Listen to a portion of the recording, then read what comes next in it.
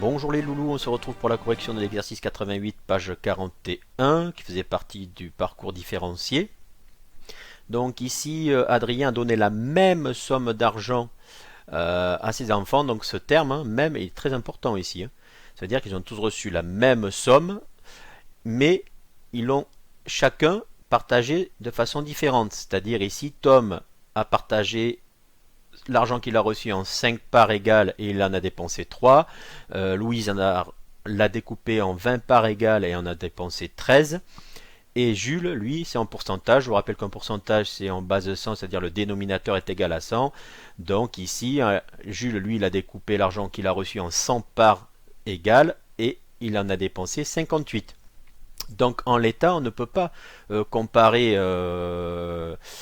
les dépenses des trois puisqu'ils n'ont pas découpé l'argent en même parts, c'est-à-dire un l'a découpé en 5 parts, l'autre en 20 parts, l'autre en 100 parts. Donc c'est impossible de comparer. Donc pour pouvoir comparer, il va falloir que l'argent soit découpé en même nombre de parts. Donc on va prendre la plus grande qui est 100 ici. Donc ici, hop, donc c'est pas ça, on va faire comme ça, ce sera mieux. Hein, il faut que je me réveille. Donc ici, voilà. Hop. Jules, c'est 58%. Donc 58%, on peut l'écrire 58 sur 100. D'accord.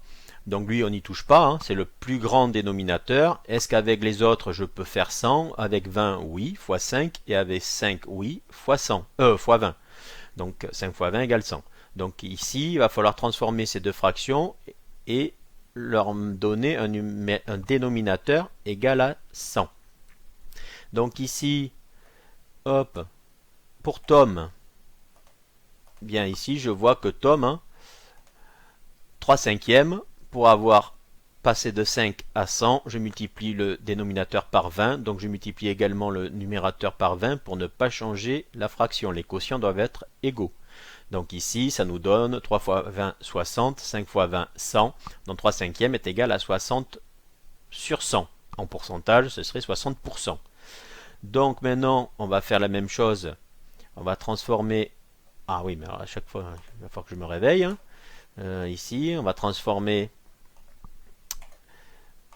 Louise.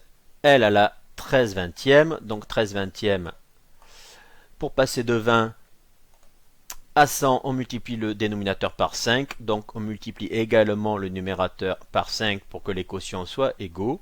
Donc ici, 13 fois 5, 65. Je vous rappelle la petite technique de calcul mental. Ici, on décompose 13 en 10 plus 3.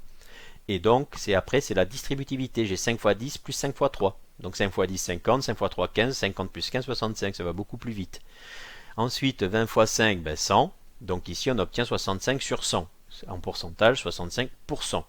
Maintenant, vous voyez que l'argent de chacun a été découpé en même nombre de parts égales, c'est-à-dire en 100 parts égales dans les trois cas. Donc maintenant, puisque l'argent a été découpé en même nombre de parts, on peut comparer l'argent qui a été dépensé. Ici, je vois que Jules a dépensé 58 parts, Tom 60 parts et Louise 65 parts. Donc on va comparer tout ça. Donc c'est ce que j'ai fait ici. Donc ici, je constate que 65 est plus grand que 60, qui est plus grand que 58, ce que je marque ici. Alors, et là, quand vous répondez, donnez les fractions de l'énoncé. C'est souvent tentant ici de marquer après, donc 60 sur 100 est plus grand que 65 sur 100 est plus grand que 60 sur 100 est plus grand que 58 sur 100. On utilise les données de l'énoncé. Donc ici, 65 il correspond à 13 vingtièmes, 65 sur 100, donc ici 13 vingtièmes, 60 il est ici, il correspond 60 sur 100 à 3 cinquièmes, donc 3 cinquièmes, et bien sûr 58 il correspond à 58 sur 100, qui est le pourcentage 58%. Donc ici, alors 13 vingtièmes est plus grand que 3 cinquièmes, qui est plus grand que 58%. Donc là, maintenant, on peut répondre à la question posée. Le problème n'est pas fini, là. Il faut répondre vraiment à la question. La question, c'est qui est le plus dépensier des trois. Il ne faut pas s'arrêter justement ici purement aux mathématiques.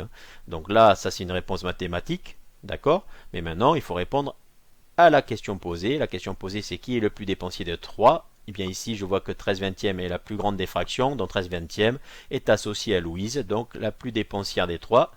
c'est Louise. Donc c'est ce que j'ai mis ici. Donc n'oubliez pas de conclure. Donc la plus dépensière des trois est Louise.